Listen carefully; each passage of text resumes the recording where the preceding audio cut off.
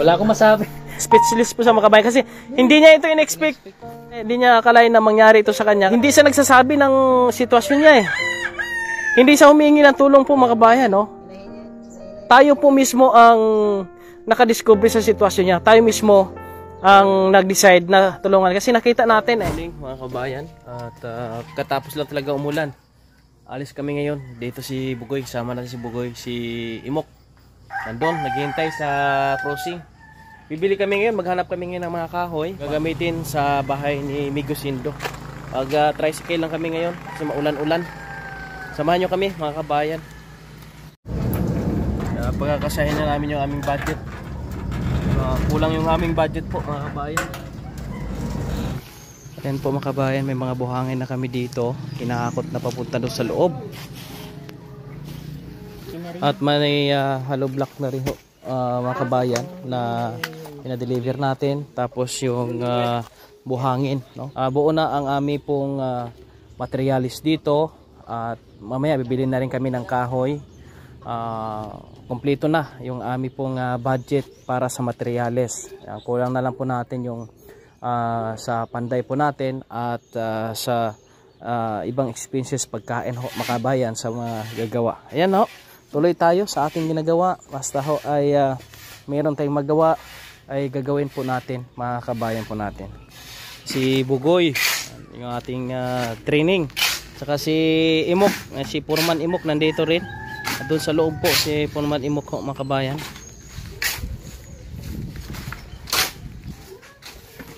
Yung last na delivery po mga kabayan, no?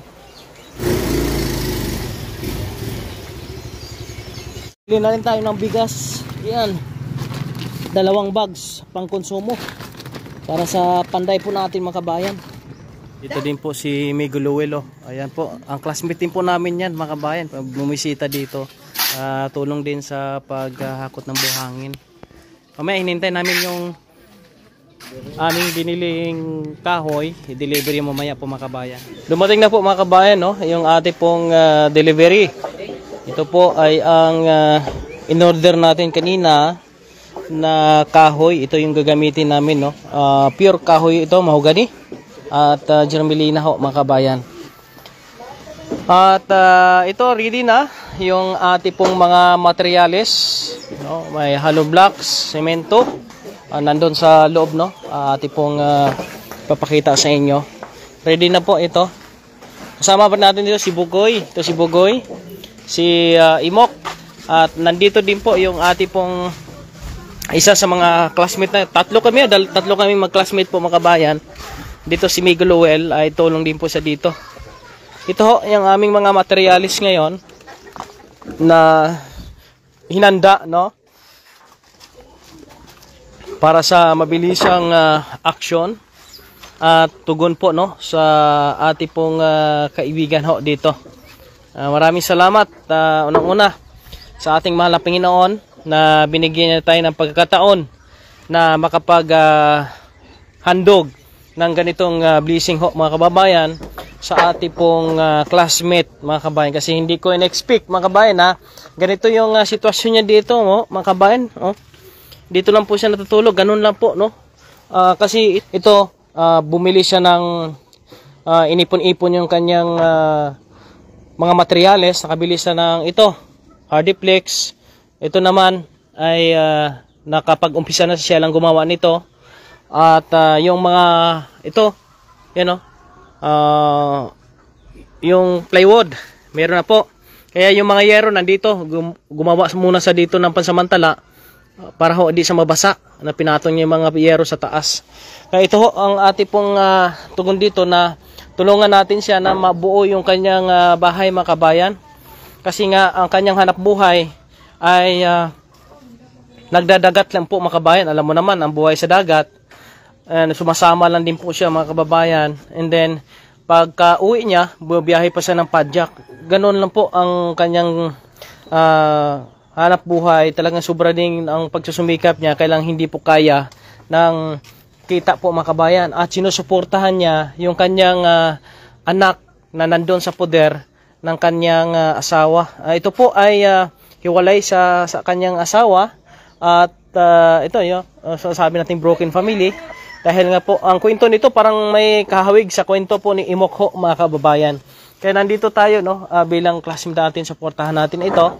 At salamat sa mga tumulong po sa atin din po para mapabilis yung ating action dito. Mga kabayan, ito kasi hindi ko in-expect na ganito yung kanyang sitwasyon. Dati kasi nung nag-aaral kami, ay kasama-kasama natin ito, mga kababayan, no?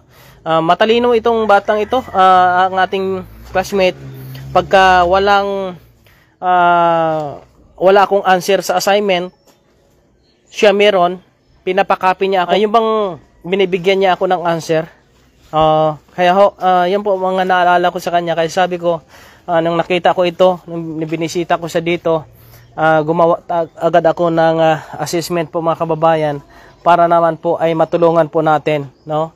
Kaya salamat sa lahat ng ating mga kaibigan na sumusuporta, at sa susunod na araw na namin o umpisahan ho, mga kababayan, kasi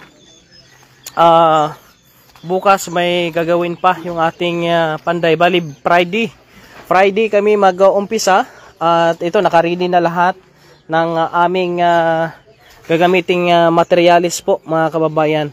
Sa mga nandito ngayon sa ating live, ay pwede nyo pong i-share yung ating live at masuportahan po, mga kababayan, yung ating mga ginagawang mission. Thank you very much ho sa inyong lahat ho. Paki-follow sa ating Facebook page. Thank you. At sa lahat ng ating mga kaibigan, maraming salamat po, no. Abangan nyo lang po yung ating pag-start ng mission dito. At siyempre, pasalamat tayo sa mga supporters natin na walang sawang nagbibigay ng suporta po sa amin. Uwi muna kami ngayon. At babalik kami sa Friday para mag-start. Bukas baka magpadagat muna siya para meron kaming uulamin ho, mga kababayan, pag mag-start na kami. Kasi ito mo, mga kababayan, sabi ko nga, yung Hardiflex, maayos pa, mga kabayan, kasi kung hindi ito magagamit, masasayang lang. Kaya gumawa tayo agad ng assessment para ay makamove on naman po, matulungan nating makabangon yung ating pong kaibigan, no, na si Migo Sindo po, mga kababayan. Grabe yung itsura ni Kuya Raimundo. Salamat sa lahat.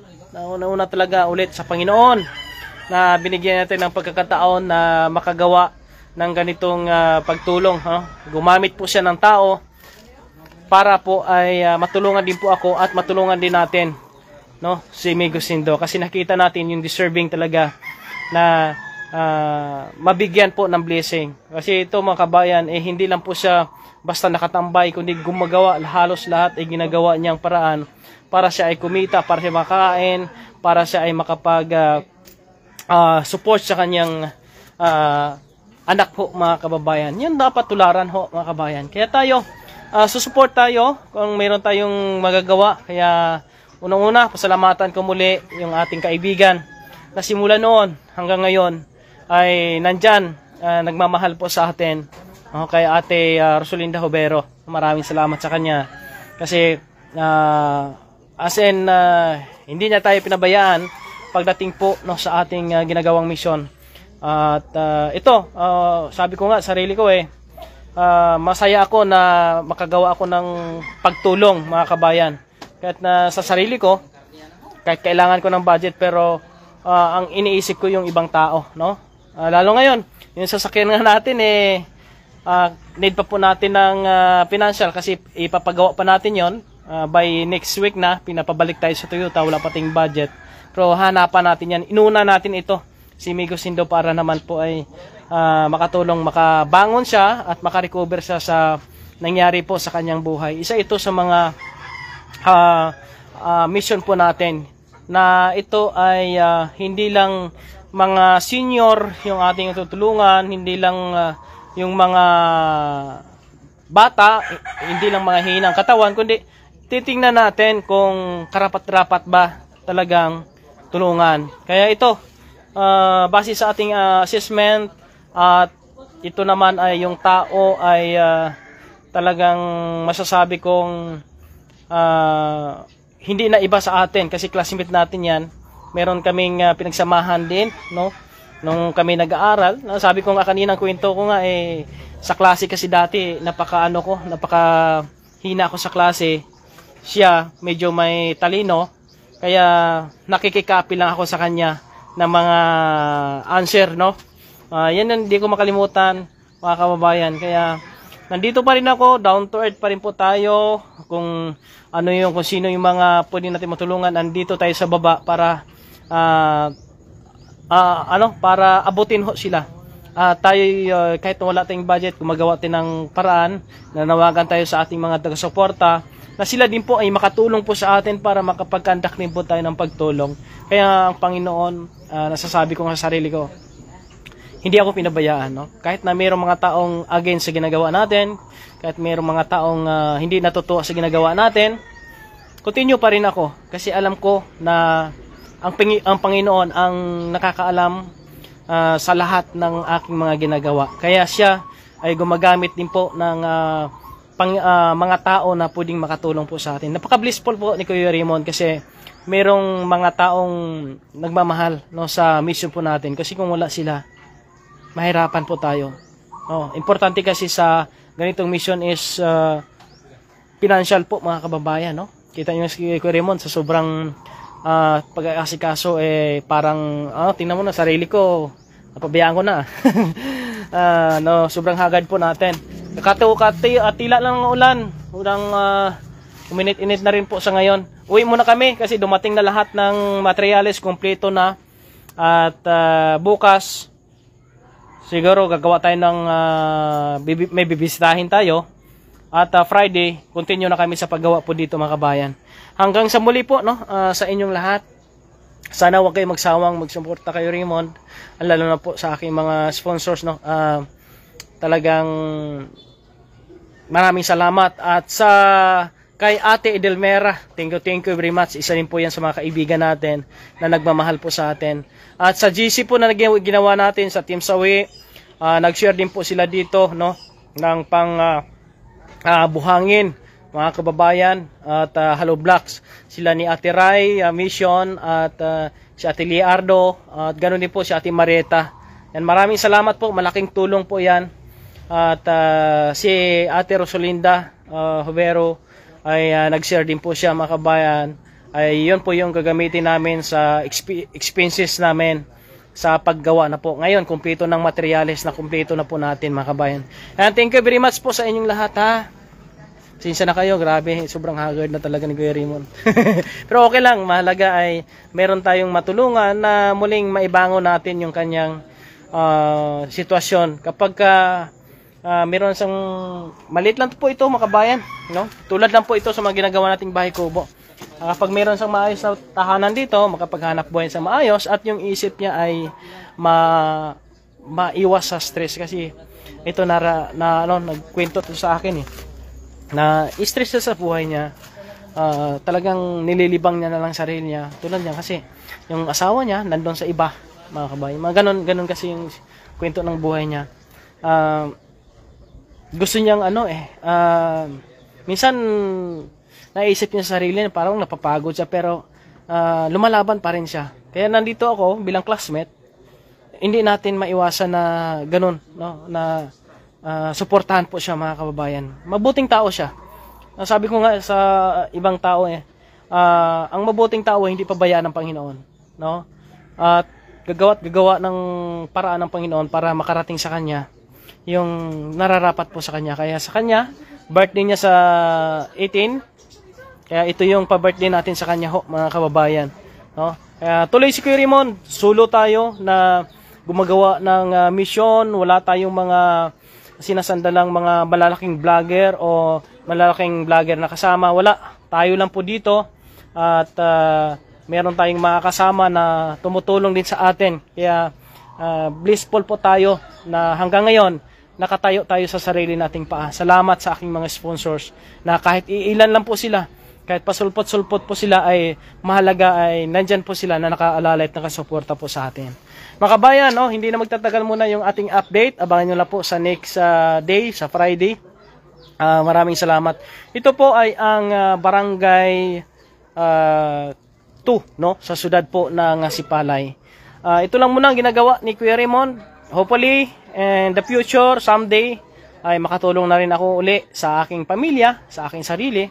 Ngayon, wala pa tayong mga budget, no, para sa ating sarili. Kaya sabi ko, kung anong meron ko, may sahod man may sahod akong maliit, yan po ay aki pong parti-partihin po yan para maunti-unti ko yung sarili ko, maging stable at makatulong ko sa aking pamilya. Kasi once na stable na po yung sarili ko, kung wala na akong isipin sa sarili ko, mas marami akong mararating, mas marami kong matutulungan mga kabayan. Kasi ang isipin ko na lang, yung iba nating mga kababayan na lang at yung ibang pamilya ko. Kasi sarili ko okay na. Kaya yun yung inuuna ko muna, yung sarili ko ngayon, unti-unti ko lang po mga kabayan. Maraming salamat sa inyo. Labis na pasalamat ko mga kabayan kasi may mga tao na tumutulong po sa atin para magawa natin yung mission na ito. Sabi ko nga, gaano kaliit, gaano kalaki yung ginawang tulong, ay napakalaking halaga na po yan. Kasi ang tulong ay hindi binabasihan yan yung laki o ang liit ng inyong binibigay. Mahalaga, ito ay galing sa puso mo at ito ay napapasaya mo yung nabibigyan mo. Tama po ba? Blissful tayo mga kabayan. Blissful tayo dahil may mga kaibigan po tayo na sumusupport po sa atin. No? Thank you very much po sa inyong lahat. No? Pasensya na po kayo. Si Raymond, sobrang tanda ko na. Ako kasi 49 years old. Malapit na po ako mag-50. No? Akala nyo siguro mga 30 pa lang ako. No? 49 years old na po ako mga kabayan. Ayan, malapit na ako makakuha ng pensyon. Di na rin ako mahirapan sa sarili ko kasi magkakapensyon na rin po ako mga kabayan. Meg, ito ay advance happy birthday. Salamat. Ito ay magandang regalo para sa'yo. At siguro ito ay makapagbigay ng yung mapanatag na yung loob mo, yung isip mo. Sana. Yung mga nangyari sa buhay mo, baka unti-unti mo nang maano yan. Di mo na masyadong maisip, no? Wala akong masabi. Wala siyang masabi. Speechless po sa mga kabayan kasi hindi niya ito in-expect. Hindi niya akalain na mangyari ito sa kanya kasi kumbaga hindi siya nagsasabi ng sitwasyon niya eh. Hindi siya humingi ng tulong po mga kabayan, no? Tayo po mismo ang nakadiscover sa sitwasyon niya. Tayo mismo ang nag-decide na tulungan kasi nakita natin eh. Nakwento niya rin sa atin yung nangyari sa buhay niya. Eh sabi ko, bilang classmate, tumatatak pa sa isip ko na pinapakopy niya ako ng assignment noon. Kasi matalinong tao ito, mga kabayan, lalo na sa math. Mahilig sa math yan. Eh, kami ni Migo Lowell, yung isang classmate din po namin, pinapakopy kami niyan. Tapos bibiruan kami dati. Kaya ngayon, nakita natin may magawa kami. Kaya ginawa na namin yung best namin para matulungan namin siya, mga kabayan. Birthday niya, Meg, sa ano? Martes? Martes. Pareho sila ng ni Imok ng kwento nito eh. Pero hindi pa sila mag-aasawa, no? Wag mo na mag-asawa, no? 2050. 2025. Ano pa si Bugoy? Goy. Ikaw mag-aasawa ka na rin ba? Mag-asawa na siya. Hindi na siya mag-aasawa mga kabayan. Kasi ibang gusto niyan eh. Ano ba gusto niya? Training natin yan. Bukas, sa Webes. Ano ba yung Webes? Malakas. Bernes ha? Bernes. Tayo dito? Mag-umpisa tayo Bernes. Maglaot muna siya, no? Bukas, mangisda ka muna bukas. Meg, para may ulam tayo. Ano? Ayan. Madali lang to. Tapusin natin to ng 1 week. Pwede. 1 week lang. Para mabilis lang to. Para makamabun tayo. Ito mga kabayan, no? Pag naggawa na, ini-imagine ko na kasi yung itsura dito eh. Pag nabuo na yan dyan, lagyan namin to ng kodal. Kita nyo po yung mga ginagawa natin. Ganun gagawin natin, mga kabayan. Para pag pupunta kami dito, pag galing sa dagat, ihaw-ihaw kami. Ayan. Someday, ito ang plano ko eh. Pagka maayos na sarili ko, paggawa ako ng pambot, bangka. tapos ikaw ang mangingisda, ikaw ang magmamanage. Oh, 'yun yung magiging hanap buhay para hindi ka na oh, para hindi ka na makikisakay doon sa bangka, hindi ka na ano ba. Tulad nung kahapon, inabangan namin siya. Umaot sila. Ang kanyang party 300 pesos lang. Hindi po magkakasya talaga, mga kabayan. Pero nakita natin siya na gumagawa talaga siya ng paraan. Ayan, sige, uwi muna tayo. Ano?